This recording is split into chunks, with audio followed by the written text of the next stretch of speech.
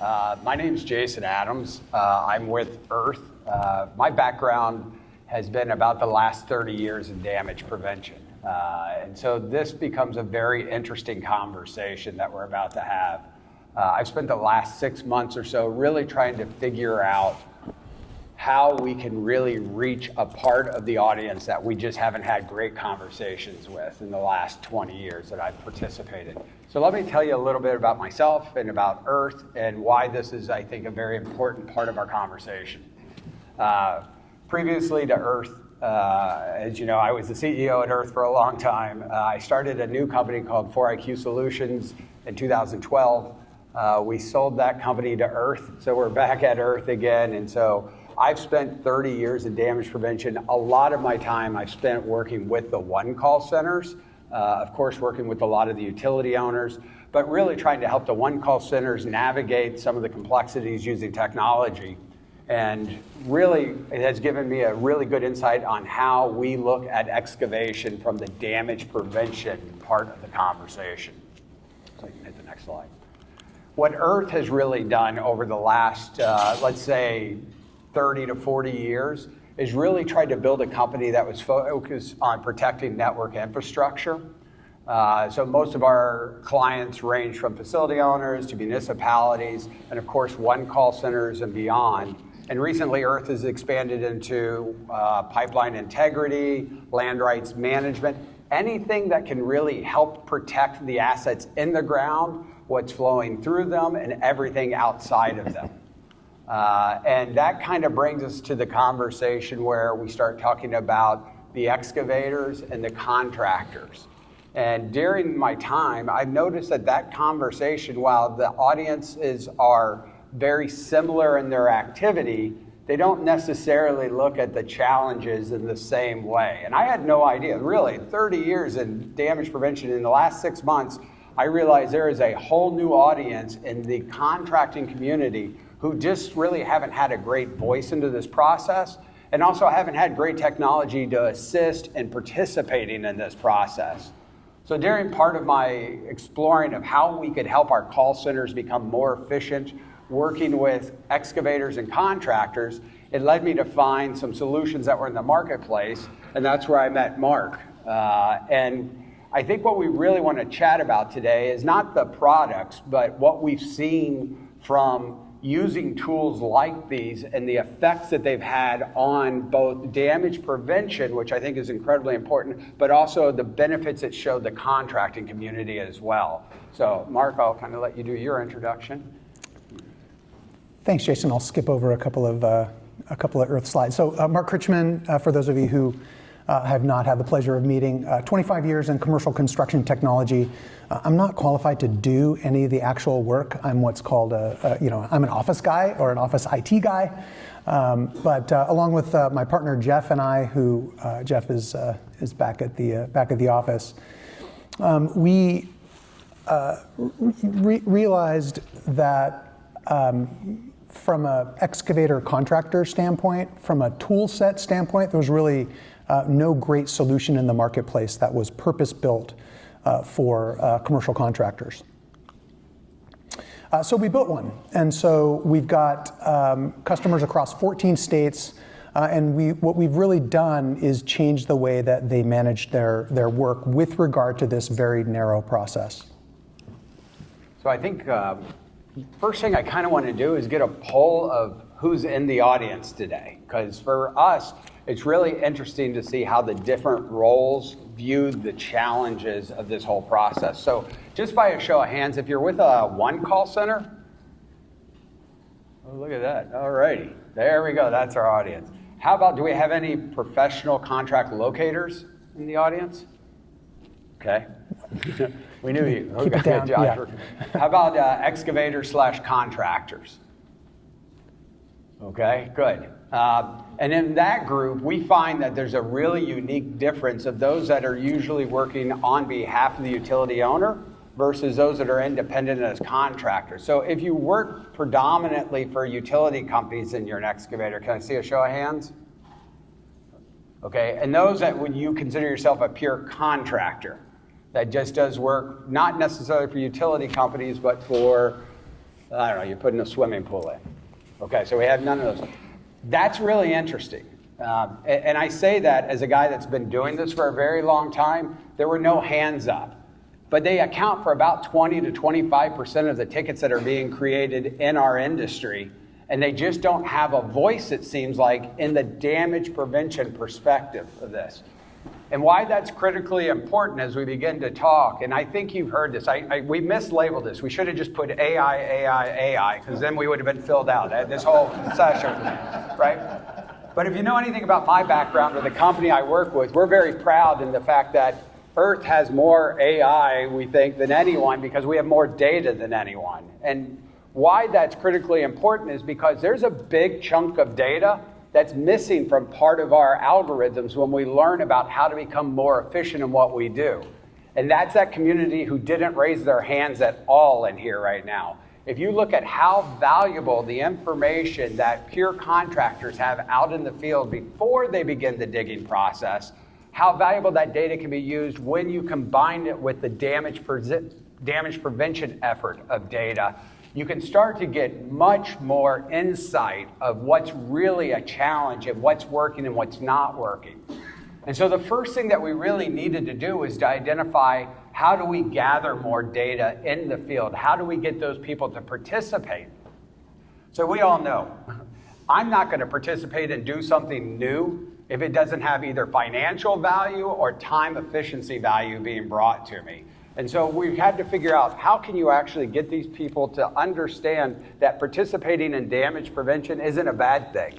I was surprised because I have spent my whole career talking to people about damage prevention. And when I started talking to the contracting community, I realized they didn't like me very much. And I didn't understand why, because it's not that they see us as an enemy, but they see us as, I think, a hurdle in part of their job responsibility. And I understand their frustrations is because they feel like they don't have a voice in the conversation. And for example, we know there's a lot of boards, one-call boards, that have excavators on their board. But sometimes it's even a position where it's a non-voting position. Or if it is, it's just a single voice. And so maybe their message isn't getting across as well as it could be. And so what I really want to do is try to help empower that group to get them to participate in the process, because their participation in what we're going to show you, here's the big thing. At the end of the day, their participation is incredibly valuable for all of us, including the damage prevention efforts. And we're going to walk through those cases now to show why we should all be promoting anybody's ability to use tools to enhance the process of creating excavator tickets. So. All right, so just to take a step back. So, and I realize in the room 2/3 of the audience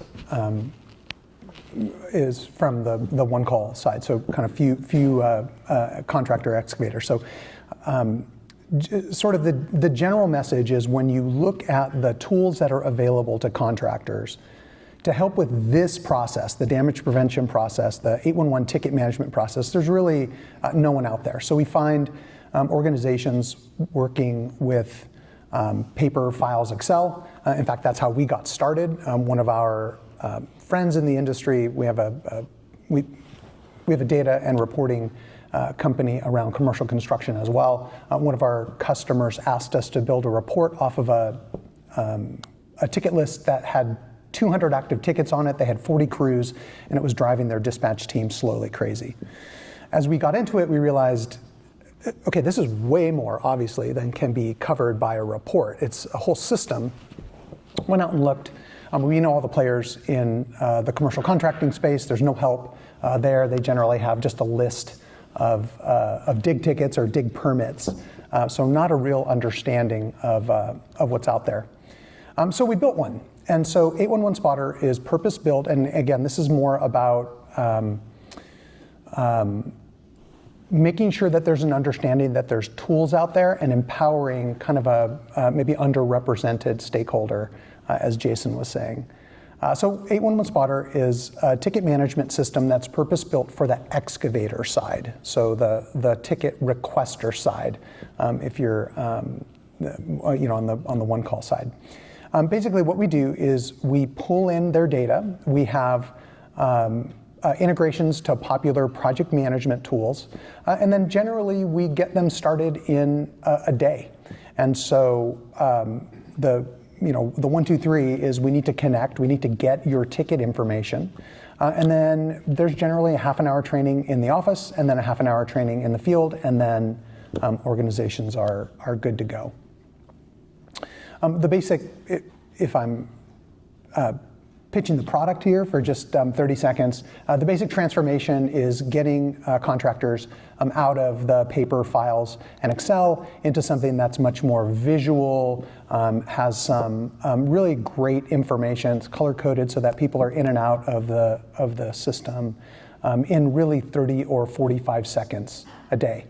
They make sure they understand what's out there. We give them some context sensitivity with maps. They know where they're standing in relation to whatever the white lines are or whatever got traced out in the ticket. And then they just proceed and do their work.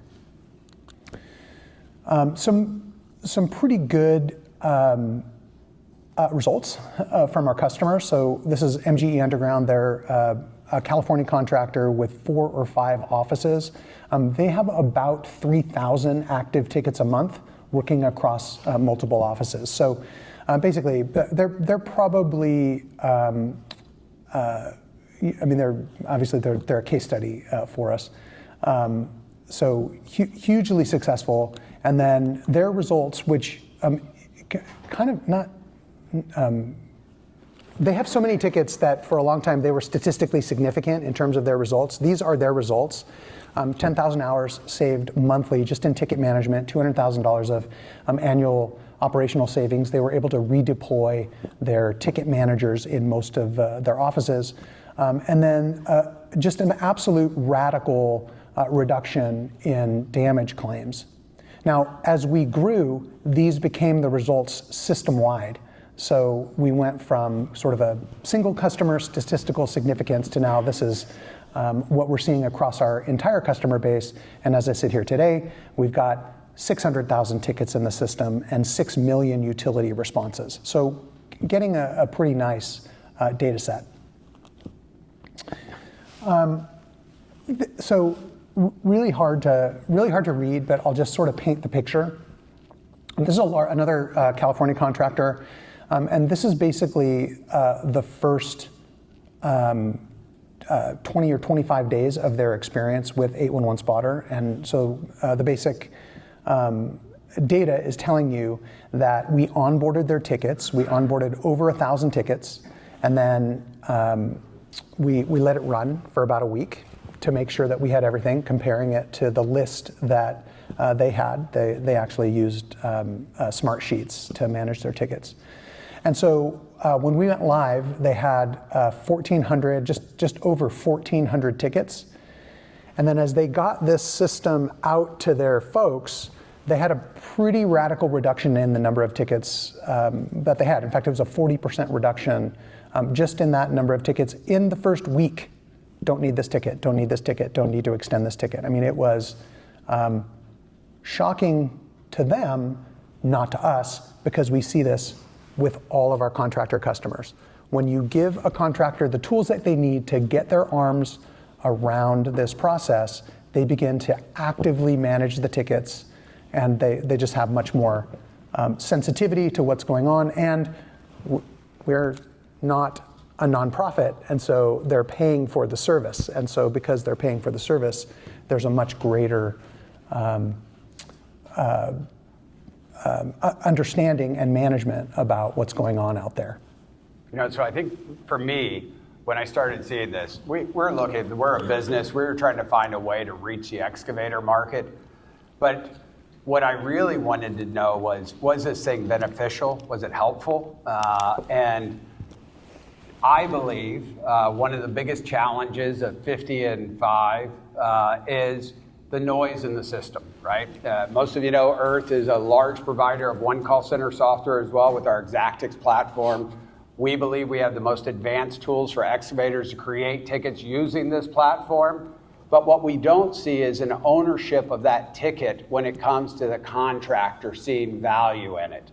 What happens is when you put tools in, and Spotter's great, we like Spotter, but any tool, and if you'll notice, there's other things coming out in the industry today. So this isn't a Spotter commercial, although sometimes we sound like it. What we're saying is the excavator tools, when they become involved and start to use these tools, I don't know if everyone understands the impact. Within 30 days, consistently in all of their data, 40% reduction of updates and renewals to one-call tickets from this community. What we do today to just find a 5% reduction of noise, we spend hundreds of thousands of dollars in AI trying to drive all of this, and we're ignoring an audience who can have a dramatic effect on keeping us safer and limiting the noise in our system by helping them see the value of using these tools. One of the things that I found interesting too is, and not to get into the cost analysis, but we got to take a look because you can't put tools in that people can't afford, but you also have to make sure that there's value in it. And one of the things that I found interesting when I started polling these clients, I said, why are you reducing your tickets? This doesn't make any sense. Is your life easier? And every single one of them said, well, now I'm paying for how many active tickets I have. And just so you get some perspective, they're paying about $1. It's not a lot of money on managing this, but since that buck is now associated with a ticket, they're motivated to make sure that their groups are understanding when they really need to do an update. Are they getting the work done? They're participating in the process now, which we haven't seen before.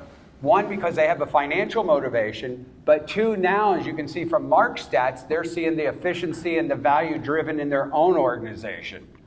And that's awesome. That's great if we can reduce noise. But now I'm going to chat a little bit about AI. See, I should have put it on the sign out front. But here's the real deal. Now we're getting significantly more qualified information when they're managing the process. And when you combine that with like what we're doing in South Carolina and some of our other states by expanding positive response, the idea of damage prevention used to be this big in data. And what we're looking at in the new world is this big. And what does that mean? It means that we have more data to understand behavior better. When we can start to use our algorithms to define that, we can identify risk better. We can understand when to assign tickets better. We can understand when contractors are predicting to be releasing tickets.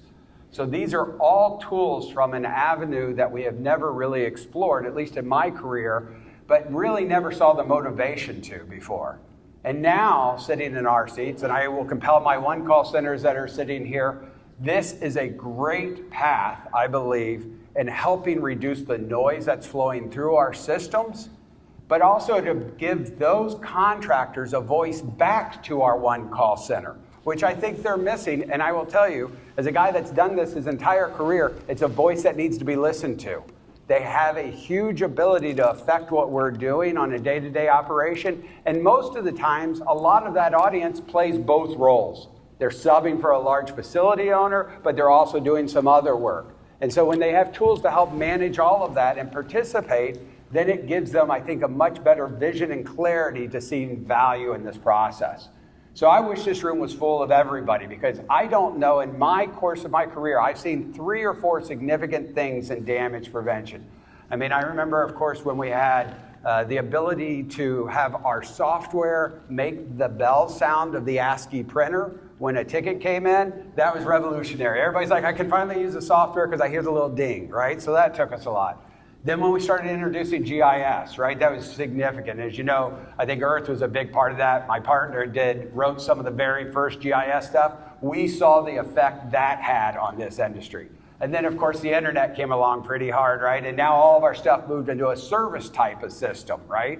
And so that's great. Well, the next logical step for us is understanding AI, expanding on that, and providing the tools to everyone. And the best way to do that is to get everyone to participate and get return in value for them. So as a contractor comes in here, obviously we can show them the value of using tools like this, but we want to give them also, we want the damage prevention community to reach out and say, we want to help in this because it's beneficial to us. okay? We can be selfish and say, we're finally listening because we finally figured out a way to make all of the conversations beneficial to all of us. And so I think it's incredibly important that we keep that vision as we move forward, as we try to really expand into this area.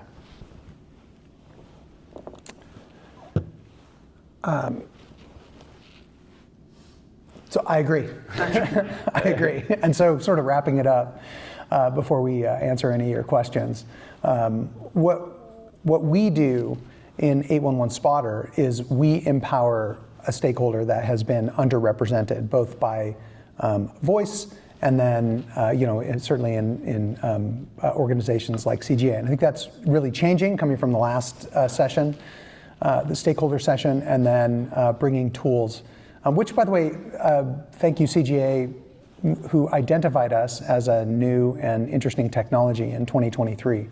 And so what we're seeing now is really the power of what 811 Spotter can do at scale, certainly in the markets that we serve today.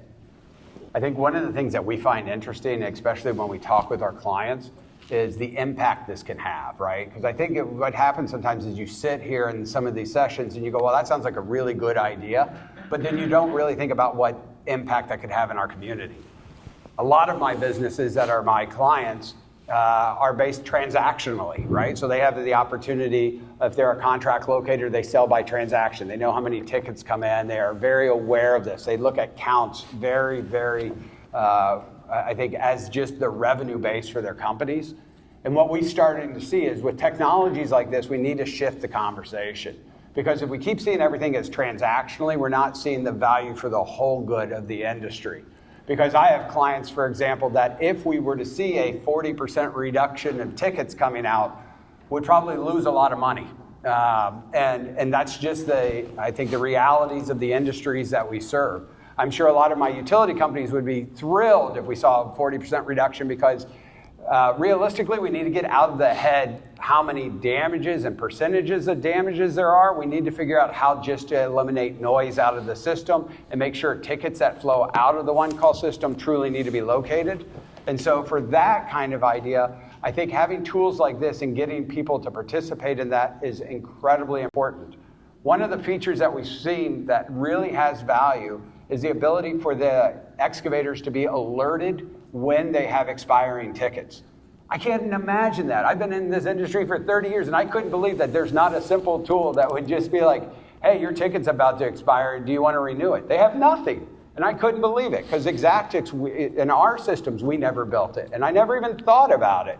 So I guess I'm trying to say, and I compelled my fine peers in this industry to say, there's a voice that we really need to listen to that could have a significant effect on what we do day to day. And they're more than willing, at least from my experience, every single peer contractor that I talked to had said, man, I wish that I could have a better voice here. I'd like to participate more. They were never really upset. They were just saying, these are my challenges in life. What we're saying is, let's help them. Let's, as a community in damage prevention, understand helping that community is beneficial to all of us. Whether it's tools like Spotter or any of the other platforms that are coming out, helping them see the value of using tools and getting their data, more importantly, into the process is where we can really make significant changes in the way that we're producing tickets. So. Nothing from me. Let's move on to questions. Let me ask you a question, Jason, and this comes down to basically, instead of rolling a truck to a job site, if there's mandatory positive response in that state, the link to that positive response to the foreman can just click on the ticket before he sends his whole crew over to the job site. He would know if everybody's responded, and if they haven't, they're going to roll to a different job. I will tell you, the very first client I interviewed, because I was curious with Mark, because I've done that. I mean, you guys know I've been here for a long time. Unfortunately, I think 30 years is doing this. The very first question I asked the guy, I said, was there any value in using the program? And he said, this is what happened. He goes, within the first week, we prevented a damage from happening because we were able to see we hadn't renewed the ticket. So I just picked up the phone and saw it, and I just called the excavator. I just called the locator, said, have you been out there? And he said, we have, but you got a crew rolling out on the site, and we need them to stop, because they were able to identify that there was real activity going, but they hadn't followed up on the ticket. So what's happening is, I think, as you pointed out, the ability to get in and participate in positive response is significant. In states that have mandatory positive response, a lot of states like Florida, my good friends in Florida, I believe still have laws that once all positive response is accepted, they can legally begin to work. And that's a really unique factor, because that's motivation for these excavators and contractors to monitor that positive response and participate, especially if a locator's saying, hey, I couldn't get into the site, I couldn't do something. If they see that information as we expand our positive response and make communication better, then we believe that they're going to see more efficiencies and be able to work faster. And if you talk to a contractor, one day makes a significant difference in their world. And if we can convince our memberships that having them participate would see less noise, it's better for all of us. Hi, I'm Dion here, Pacific Gas Collector. I'm curious, on the earlier slide, you showed a 90% reduction in damages. Can you speak a little bit more about the mechanism by which those damages were prevented? Is it greater visibility if an operator didn't respond, or is it to motivate people not to work on expired tickets by reminding them to renew it? Or like, how did that connection happen? Yeah, so thank you for the question. I'm in California, so my home territory. Anyway. 90% reduction in damage claims comes from a couple of different places. First is context sensitivity. And so what we can show is where in the USA system in Northern California, you can see the electronic white line. And so you can see the excavation site on a map. You can see all of the utility locators, who's responded, who hasn't responded. And so just the simple understanding of who's out there, who has a conflict in the excavation site, and actually seeing it on a map has been transformational for our customers. The one thing I would state that I found very interesting, and let me kind of preface with some information. Earth tried to do this, get into this motion a few years ago. We started working with a few excavators, built some tools for them, delivered them. We're feeling like we were seeing really great feedback from the tools. And then the one call center we were working with, which unfortunately wasn't one of my centers, an Exactix center, it was another state that we were working with, felt that the polling of these tickets was causing too many issues and basically said, no, you can't do that anymore. And so now imagine a one call center telling a contractor that you can't take the ticket information and use it in a system because it's too much overhead on the one call center. So I wanted to kind of explore that a little, because right now there is really no avenue to connect these systems together, except for I'll be very happy to announce that all the Exactix platforms will start working by hopefully the end of this week with the spotter program across the board at all 13 of our states. And I think with the states that they currently serve, that'll be about 25 states that are currently going to be available on the spotter platform. But this is really important that we go back to our one call centers and say, we want to encourage this kind of activity, the excavators and contractors to participate, and we don't want to close them off. And if you've heard, there's a lot of conversations about what an API, not to get too technical, but how we can communicate between systems better. So our big push is not only at the industry are we trying to create a universal one-call ticket where we can all use the same format and make that an offering by the one-call center, and I can go on and on and on the benefits behind that. But I also want to make sure that there's an API that allows you to do positive response and also excavator communication to be opened up. So all centers hopefully can communicate and see the value out of doing this. Again, not just the spotter platform. Because if you look, there's going to be more and more tools that are going to be doing this in the future. Of course, I'm always going to push the earth tools. That's what I do. But I mean, the reality of it is, I think I saw stuff from Norfield and a few other competitors in this space. We really want to embrace that, but we want to make sure that our technology providers aren't having to jump through hoops, because we want our excavating community to have access to this data. Because remember, if they participate, their data becomes involved in our platforms, and that data helps us make better decisions. So we want to encourage them to do that. It's a win for all of us. Any other questions today? Yeah, Warren. Jason, do you see long term with that interaction with the 811 software? What do you see like other things that they can actually communicate, between the locator, between the 811 centers and the excavators? Do you see eventually photos being transmitted, two-way communications, even inputting of tickets, even since it's tied in with the exactors? I'm just kind of curious. Exactly. Those are the kind of things I think you get there, then it gives even more of a benefit for the excavators and for the locators. Absolutely. Agreements and stuff like that. Yeah. I think first thing is, for the best answer, it's usually two Martini Jason's a much better supplier of that information than answer. Trust me, if you've been around, you know what that means. But I have a box I like to stand on and talk about where this industry should get to from a technology standpoint. And obviously, we live in a world today where you can share data like that. And to see the value of what that data brings to everybody, all of our systems should be connected together. And all of the data that we're now introducing to the process needs to be shared with everybody. When a locator's out on site and writing and capturing information, that information needs to be available to the excavator, if possible. The pictures that are submitted, the CAD drawings that are done, all of the information not only should be gathered and collected, it should be archived as well. Because how valuable would it be if you're out on the field and you could see historical records of what had taken place previously, if you could see pictures that were done. All of this, and yes, Warren, absolutely. In my perfect world, we would actually step back one step even further and use a tool for our contractors as a planning tool. And so they could plan, submit their information, see prospective members that could be notified, be able to take that information, and then also have the queues of the one call centers available.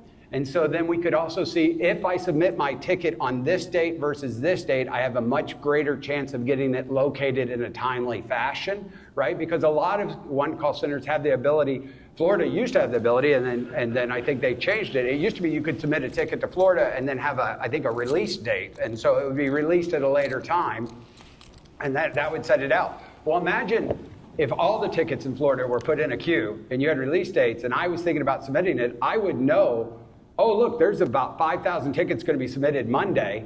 I'm probably not going to get my locate done. So maybe if I submit mine on Tuesday or Wednesday, I have a 70% chance greater of getting that locate done. Especially when you start to wire in all of the locating companies and all of this. I think for years, we've spent time building walls. I mean, it's just been obvious, right? Now we have to build bridges. And I know that sounds so silly and cheap, but it's absolutely the data shared amongst all of us will give us better insight. And if you really truly believe in what I do, that we can truly reduce damages, but it starts here, and I'm a tech believer all the way through. Technology is going to be the cure to the major part of our problems. The expansion of tools like this go directly into, and let me explain this as a business person, this goes into digital construction like there's no other avenue. And digital construction market is $1 trillion market. And what we need is monies to flow from that group who benefit from everything we do in damage prevention to help us achieve our goals. And the best way to do that is identify why we give them value and why they give us value. And doing those together, we can all see value, get more out of it, and then hopefully see the financial things that come in, because you need dollars if you're going to execute in tech. And we can't just hope that one call centers are just going to keep driving their members to pay more. We got to get everybody to participate in that process. So my guess is you wait 5 years from now, tools like Spotter and stuff will probably be a much broader offering, doing more planning, more excavation management, all of those tools. But I also think the tools that one call centers deploy and the calls that the stakeholders deploy will advance along with it. And I say that confidently sitting in the position I sit in at Earth and know what we're moving forward into the future. So great question. Any other questions? Anyway, the other one that you talked about, the photos and whatever, the other thing is if you go to the trade show floor, the devices out there today to gather GPS points, if when you went to the job site, you gathered those GPS points, and I had a friend that monitored construction in the railroad, and it was between Shreveport, Louisiana, and Monroe, and there was a fiber that fed all of Monroe, the line kept marked, torn up or whatever. The guy says, I know right where it is, it's here. They shoved a sheeting right through it. They knocked out the whole city of Monroe, Louisiana. So, if you had that, if it rains and you had that data, you wouldn't have to wait for 2 days to do an update on your ticket. Right. If you have data, I mean, it's just the amount of data that could be stored once you have a system is exponential. Yeah, I mean, for groups that roll out today with just paper, you get pretty scared. I mean, I can't imagine you're going to go out and you're going to go install a multi-billion-dollar fiber line and you've got a piece of paper. They're like, oh, you can dig somewhere near here. I mean, that's kind of silly at this day. I mean, look at the backpacks locators they're walking around with now that do, millimeter accurate, all of this information. We got to take advantage of this. I mean, we all know it. We all try to figure out how to do it. I mean, because there's still people that are using paper maps, all of this, through this. I just feel that my biggest fear, and I think that we look at this, is there's so much data in this industry, and we're also worried, rightfully so, of protecting what we do every day, that we're missing some of the bigger picture. And the bigger picture is the value of the data in this industry has incredible value for this industry, but also incredible value outside of this industry. And so now what we're starting to see are third-party companies come in trying to recreate our data and trying to make these things happen, which is all very interesting. But it worries me that we're not talking to the audience who now needs to participate in this process well. If they can find other tools where they can start do planning and looking at data over here, what motivation do they have to go to the call center if they think they can be safe? And that's not something we should ever try to welcome into this conversation. What we should say is, let me help you with the tools and make it so that you become more efficient and so that you're participating correctly. And that way, I think it's important that we keep the narrative that, and I think most of my clients know, to me, the 811 centers are the communication hub of this entire industry, right? And so running everything through them is a benefit for everyone. So that means getting better quality data from the excavators and contractors into that process. I'd like to ask a question if I may. Sure. As a former state regulator, we all know that most states have very specific rules about advance notice and when the locate has to be done. So how do you get around that inflexibility? Because it sounds like what you're talking about would require much more flexibility. Yeah, I don't know if it requires that much. One thing I'll say for sure is one of the things that we've seen, like in New York, is they've released an excavator training program, right? And so they've got, I think, 13,000 people have gone through and got certified excavators. One of the things that Mark mentioned, he says he could train people in a half hour or in a half a day, I think you said, and people Half hour. a half Not hour half to day. use this system. Well, I think what we're starting to see is a great opportunity to educate, right? Because, and Mark said this, Mark has a very different view of 811 as I do. As a guy that's been in damage prevention versus a guy that's been in construction, we butt heads a lot in some of our conversations. But his point he made very early is, I think one-call centers are communication hubs that are good at writing, sending tickets, and educating. I think that's what you said. Did I say that right? And they're very nice people, incredibly helpful and very nice people. Say that at all. No. 2/3 of call centers in the audience. That's why we took a poll. Yes, he said, and handsome. Yeah, right. Right. But he did make a very good point, and it's true. Our call centers are great educators. And so I think the opportunity is, if we're educating and providing value, whether it's tools or ideas or data or insights, we can really start to target that training. So I think it gives us an opportunity to engage in a conversation that we may not have. So to me, anytime you can do that, it's a benefit, whether you're training software, but sometimes I think people need to realize, when you train software, you're setting that up to perform the way you need to in your state. So you're actually learning how your state works better when you're using software, whether it's software or you're doing anything. Just going through training to show you why you do that, I think is educational. So, okay. So I think we'll wrap it up. I appreciate everyone. Mark, I really appreciate you as well. Thank you, Jason. Yeah, thanks everyone for participating.